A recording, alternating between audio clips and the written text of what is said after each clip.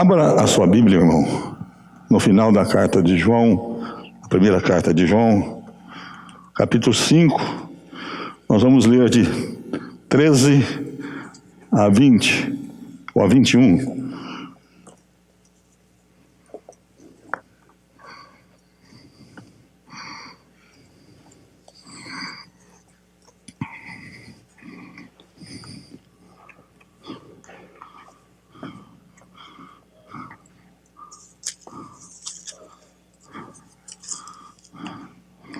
Assim nos diz a Escritura: estas coisas vos escrevi, a fim de saberdes que tendes a vida eterna, a vós outros que credes em o nome do Filho de Deus. 1 de João, Epístola de João, lá no final do Novo Testamento, capítulo 5, a partir do versículo 13 até o 21. Repito: estas coisas vos escrevi, a fim de saberdes que tendes a vida eterna, a vós outros que credes em o nome do Filho de Deus. E esta é a confiança que temos para com Ele, que se pedirmos alguma coisa segundo a sua vontade, Ele nos ouve. E se sabemos que Ele nos ouve quanto ao que lhe pedimos, estamos certos de que obtemos os pedidos que lhe temos feito. Se alguém vir a seu irmão cometer pecado não para a morte, pedirá, e Deus lhe dará vida aos que não pecaram para a morte. Há pecado para a morte, e por esse não digo que rogue. Toda injustiça é pecado, e há pecado não para a morte. Sabemos que todo aquele que é nascido de Deus não vive em pecado. Antes, aquele que nasceu de Deus o guarda, e o maligno não lhe toca. Sabemos que somos de Deus e que o mundo inteiro jaz no maligno. Também sabemos que o Filho de Deus é vindo e nos tem dado entendimento para reconhecermos o verdadeiro. E estamos no verdadeiro, em seu Filho Jesus Cristo. Este é o verdadeiro Deus e a vida eterna. Filhinhos, guardai-vos dos ídolos. Vamos orar mais uma vez. Pai do céu, a tua palavra é verdade sempre. E nós queremos aprender dela. Queremos ter, na intimidade com o Senhor, no conhecer-te, amar-te mais e servir-te com mais fidelidade, alegria e consagração. Oramos em nome de Jesus. Amém. Como eu disse para você hoje cedo, existem, no meu entendimento, não tenho estatística alguma disto, que há 3 grandes razões que trazem as pessoas para o aconselhamento com o pastor. A primeira delas é a família. Relacionamento de marido com esposa, vice-versa, com os filhos, com as sogras, com o sogro, com os netos.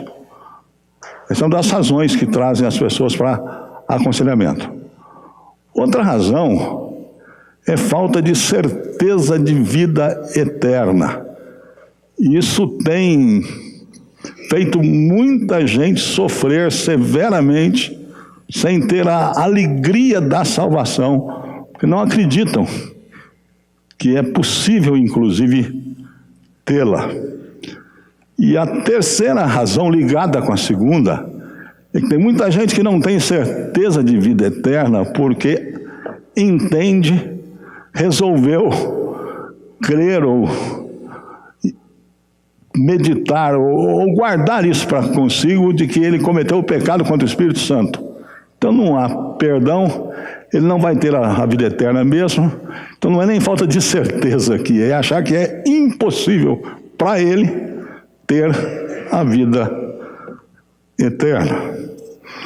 Não me entendam mal, e é claro que eu não vou falar de alguém aqui especificamente, você que tem conversado comigo tantas vezes nesses 20 anos, e alguns de vocês passam por isso. Não é uma coisa que está longe de nós, não, está bem perto de nós. Então o que a Bíblia vai dizer hoje ao nosso coração, entre outras coisas, é muito sério, muito útil, muito prático, muito atual. E quando você se volta para a carta de João, você fica impressionado com algumas coisas incríveis. Henrique, comprei aquele livro sobre Cristo num sebo. Paguei R$10. E estou lendo. Encantado com um livro que fala sobre os evangelhos sinóticos e a figura de Jesus. A figura de Jesus. E como nós perdemos tantas vezes detalhes que nos ajudam. Por exemplo, no caso de João aqui, estava começando no tempo de João e explodiu no 2º século. João deve ter morrido aí pelo ano 100, 110, 120. Então, 80 anos depois dele, 100 anos depois dele, já tinha corpo. Mas estava nascendo no tempo dele uma filosofia chamada gnosticismo. A gente tem falado muito disso aqui, mas estamos acabando João hoje, viu? Nós não vamos voltar a falar tantas vezes sobre gnosticismo, mas aqui é preciso. Por quê? Porque os gnósticos criam, para só colocar em ordem as nossas ideias e você poder me acompanhar bem, os gnósticos criam que a matéria é má e o espírito é bom. Se você quer a referência filosófica, os gnósticos eram dualistas. Bem e mal. Espírito, espírito. Mal, mal. Então, qual seria a coisa mais impossível da história para ele, das galáxias? A encarnação de Cristo. Como que o sumo bem, Deus, entra num corpo que é sumamente mal. Então, eles não criam em Jesus de jeito nenhum. Esse Jesus que a Escritura fala, não. Jesus foi encarnado, você está brincando, você é louco, não existe isso, não é possível isso. E além disso, para ficar só em 3 coisas ou 4 que nos serão úteis na análise desse texto, os gnósticos também criam que eles eram especiais, eles eram mais agraciados por Deus. Então eles conheciam mais do que os outros. Isso tinha 2 consequências claríssimas. Primeiro, falta de amor aos irmãos. Você já tem, você tem um amigo, porventura, que você vê de cada semana 2 vezes, toda vez que o vê, você escuta dizer: você já leu o livro tal? Você já leu o livro tal?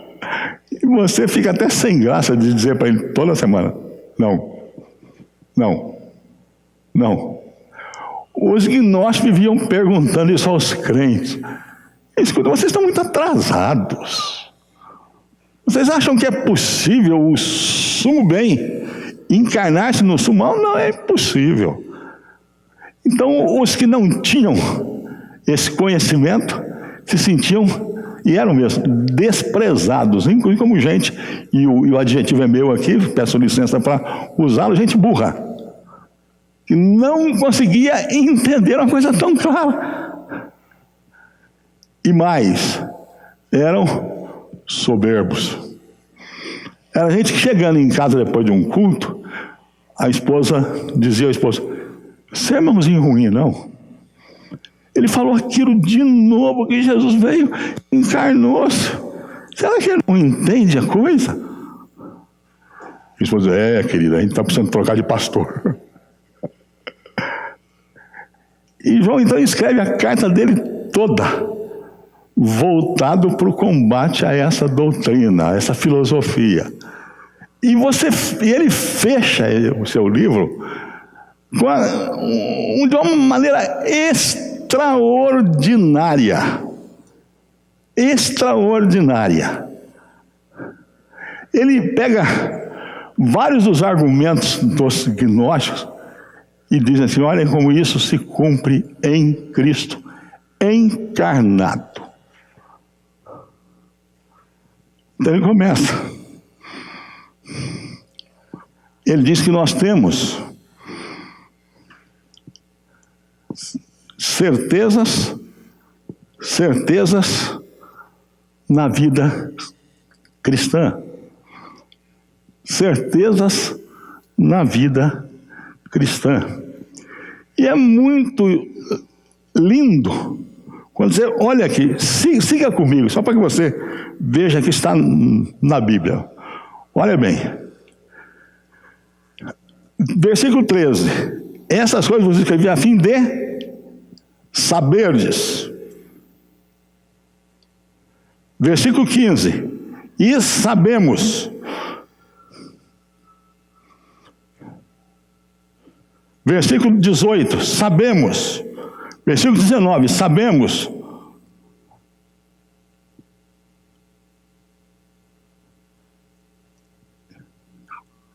João apresenta aos crentes a seguinte questão: nós é que sabemos. Não são vocês, não. Não se preocupem com os gnósticos, porque o que Deus queria que nós soubéssemos, Ele nos deu, Ele nos revelou, Ele nos mostrou. E a sua verdade última está, como está aí nos versículos, em Jesus Cristo. Então ele começa a falar da primeira certeza que nós temos: certeza de vida eterna. Certeza de vida eterna. Estas coisas vos escrevi a fim de saberdes que tendes a vida eterna, a vós outros que credes em o nome do Filho de Deus.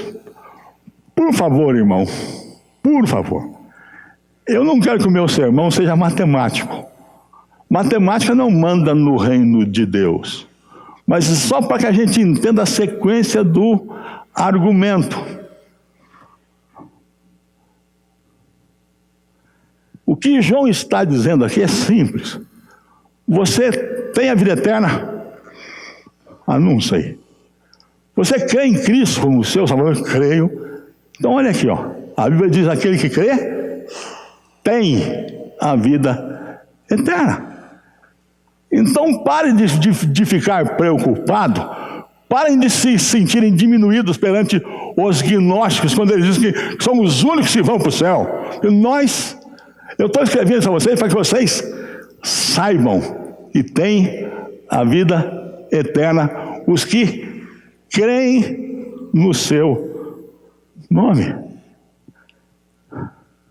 Certeza de vida eterna.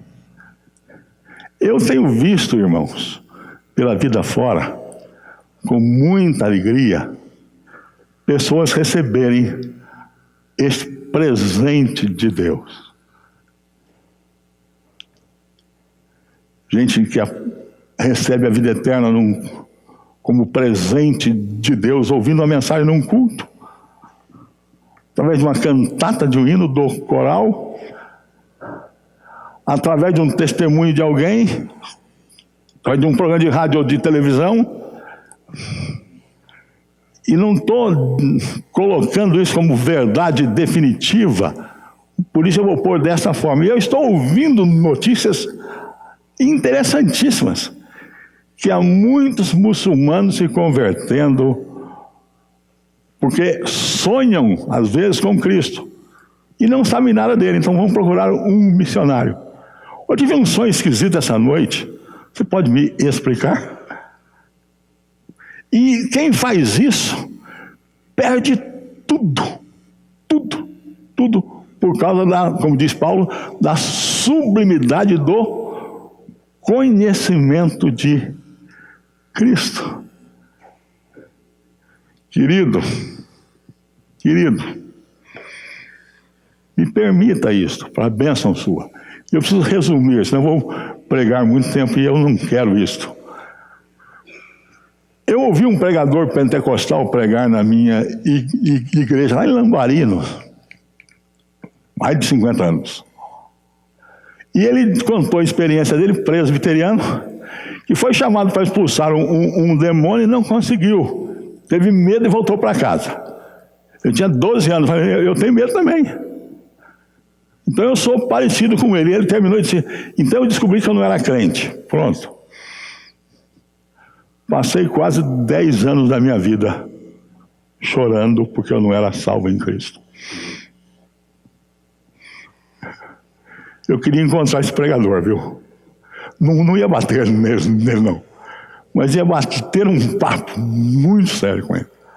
Até que um belo dia, um amigo, num hotel da Zona Sul, em São Paulo, disse, Jorge, deixa eu lhe perguntar uma coisa. A Bíblia não tem nenhuma exigência para que nós sejamos salvos. Porque é Deus que nos dá a vida eterna. Você não quer hoje receber esse presente? Eu disse, irmão, eu já tenho. Então o que falta? Ele disse, falta certeza que eu tenha. Ele disse, vamos orar juntos? Nos ajoelhamos no quarto do hotel. E eu me levantei, um outro homem. Você viu com seus olhos quando eu passei por uma enfermidade que podia me ceifar a vida. Em nenhum momento eu pensei que podia ir para outro lugar que não fosse estar com o meu Senhor Jesus. E se você acha que isso é vaidade, lembre-se que eu lhe disse que eu passei 10 anos sofrendo.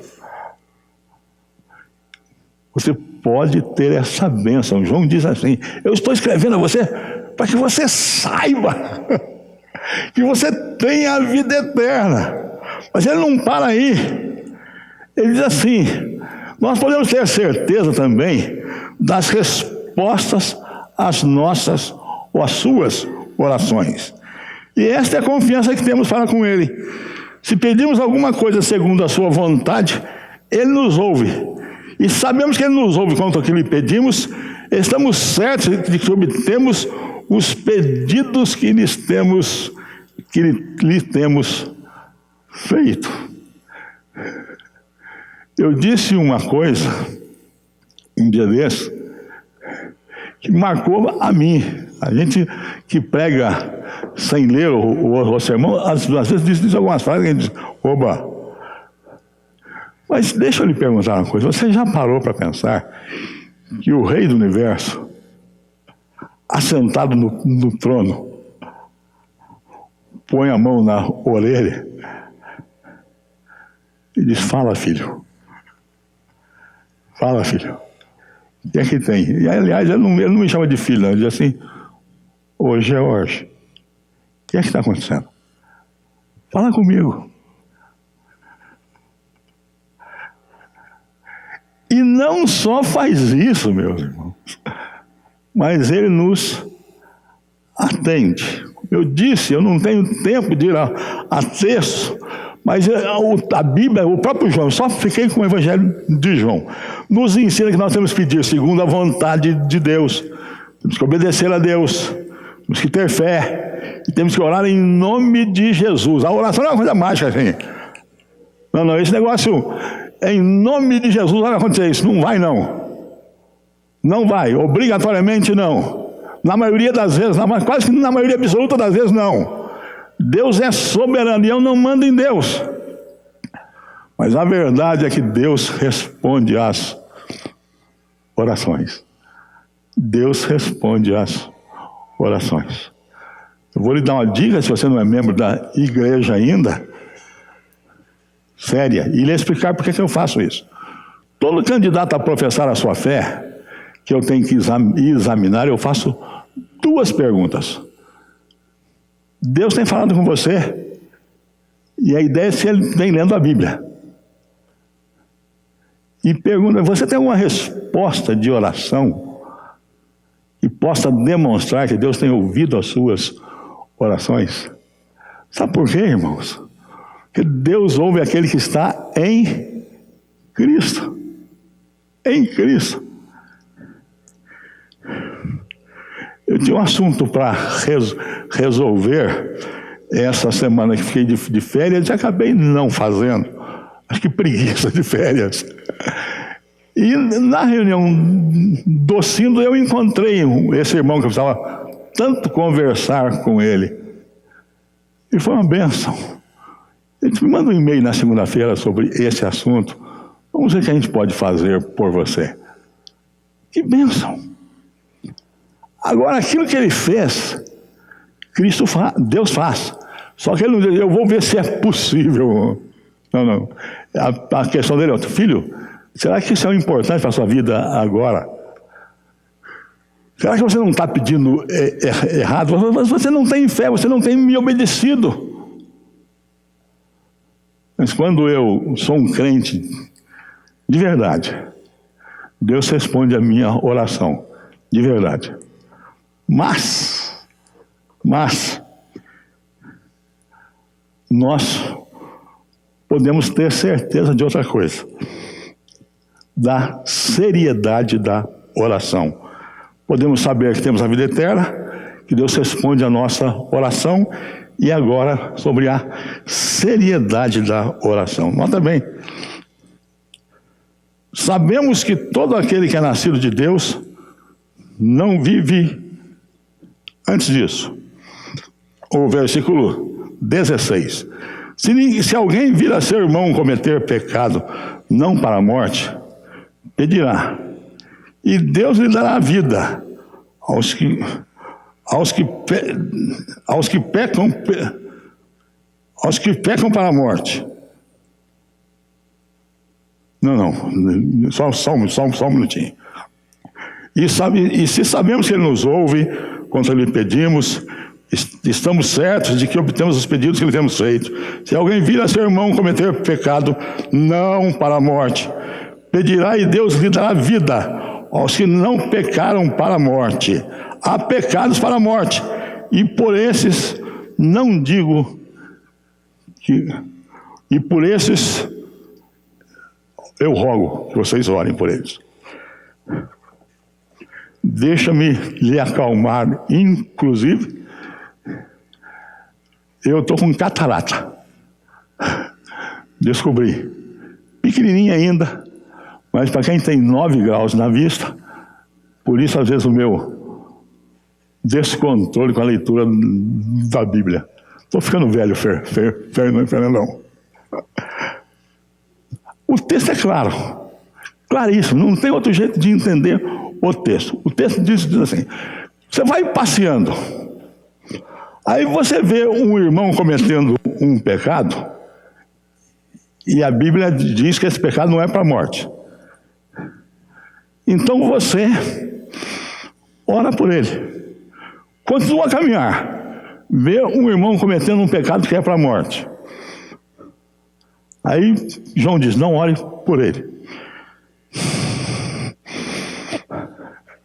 Será que é isso que o texto está nos ensinando? Primeira coisa, quem me transformou em juiz de alguém?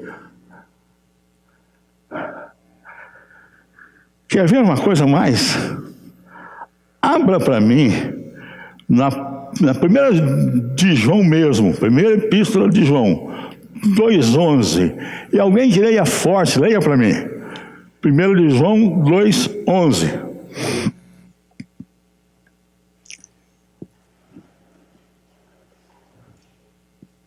Aquele, porém, que odeia seu irmão, está nas trevas, e anda nas trevas, e não sabe para onde vai, porque as trevas lhe cegaram os olhos. Note bem, pode ficar em pé que você lê outros textos. O texto me diz que quem não ama seu irmão vive nas trevas. E a gente se preocupa tanto com o pecado para não orar lá, e se esquece desse pecado aqui. Aquele que não ama vive nas trevas. E você quer um maior peso de resposta para isso? Lê no capítulo 3, o versículo 14. 1 de João 3, 14. O que é que está escrito aí? Já passamos da morte para a vida, porque a luz, os irmãos, aquele que não Pode se assentar. Note o que o texto está dizendo. Aquele que não ama, não tem a vida eterna nele, e ele permanece na morte.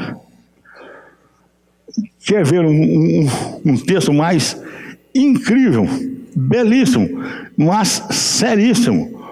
O texto está na oração sacerdotal de Jesus. Ele diz assim: não peço pelo mundo, mas por aqueles que me deste. Irmão, Jesus fez uma coisa muito feia aqui, não? Fez? Não. Ele nunca faz. Ele chegou diante do Pai e disse: eu estou orando pelos crentes. O que é esse pecado aqui? O que ele significa? Ele significa a rebeldia contra Deus e os seus mandamentos. Rebeldia incessante. Rebeldia não explicada. Rebeldia aceita, sorvida e espalhada.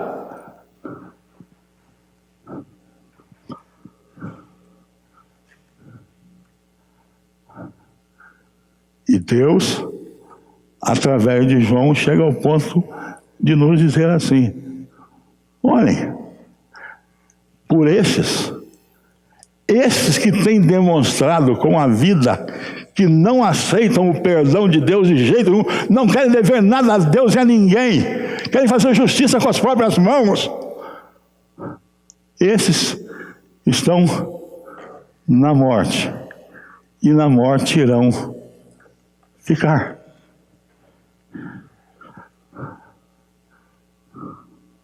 Mas para um pouco comigo.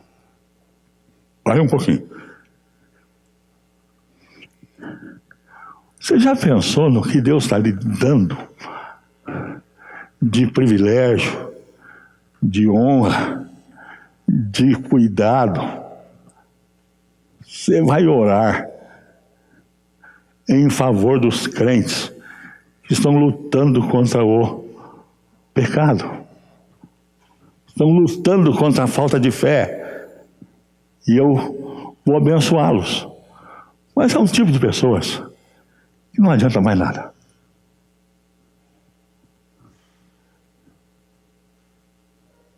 É isso mesmo.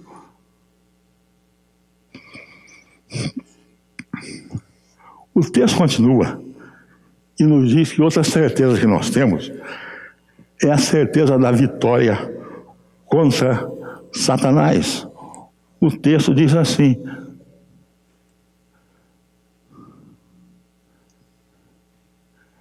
sabemos que todo aquele que é nascido de Deus não vive em pecado. Antes, aquele que nasceu de Deus o guarda, e o maligno não lhe toca. Irmãos, o que eu tenho respondido de perguntas, acho que todos os pastores passam por isso. Reverendo, a minha filhinha está chorando muito lá em casa. Depois que eu resolvi ser mais comprometida com o Evangelho, parece que estão acontecendo algumas coisas estranhas lá em casa. E eu digo: não estão acontecendo algumas coisas estranhas em sua casa, não, irmão ou irmã. Estão acontecendo coisas na sua cabeça.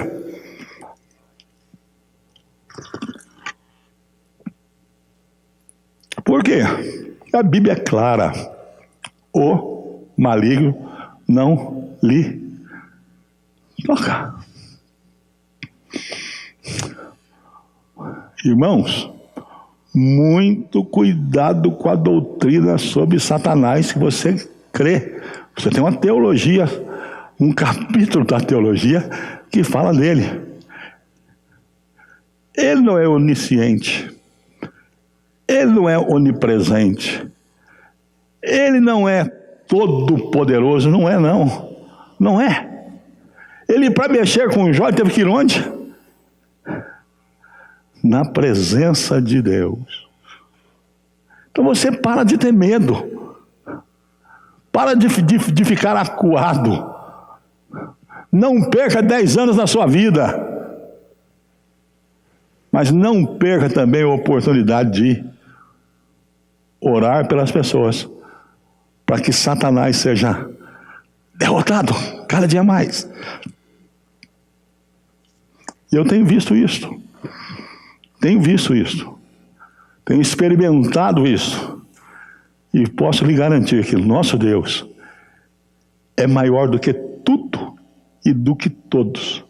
E nada pode nos atribular. Mas o texto não para aí. Tem duas coisas que eu vou passar por elas mais brevemente. Primeiro diz assim: sabemos que somos de Deus e que o mundo jaz no maligno. Quem não é crente, o diabo faz a festa. Também sabemos que o Filho de Deus é vindo e nos tem dado entendimento para reconhecermos o verdadeiro. E estamos no verdadeiro, em seu Filho Jesus Cristo. Este é o verdadeiro Deus e a vida eterna. Notem bem que esse podia ser o resumo do que nós aprendemos essa noite. Também sabemos que o Filho de Deus é vindo. Ele encarnou-se assim e nos tem dado entendimento. Nós conhecemos sim, para reconhecermos o verdadeiro. Nós somos no verdadeiro. Estamos no verdadeiro. Isso é em Jesus, em seu Filho Jesus Cristo. Este é o verdadeiro Deus e a verdadeira vida eterna. Querido, você sabe onde você está? Eu quero fazer um teste de Bíblia com vocês. Eu quero que você responda para mim. Qual o seu endereço hoje, se você é crente?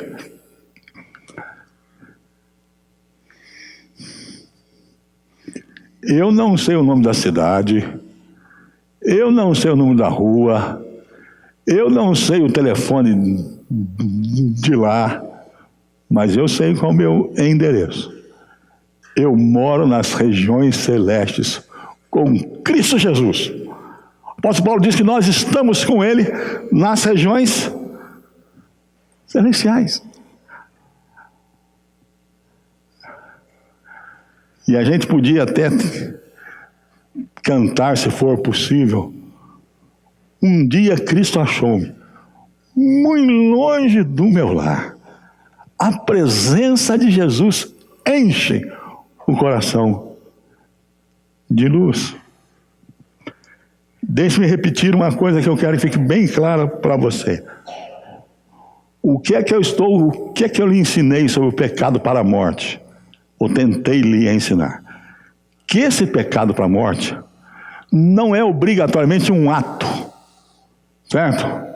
Mas é um estado de rebeldia contra Deus perene e de não aceitação da oferta de perdão, a um ponto tal que o ódio toma conta deste coração contra Deus e contra os seus eleitos, em zombaria, em blasfêmias, em negação da verdade, e etc. e tal. E por eles a Bíblia diz: você não deve nem orar.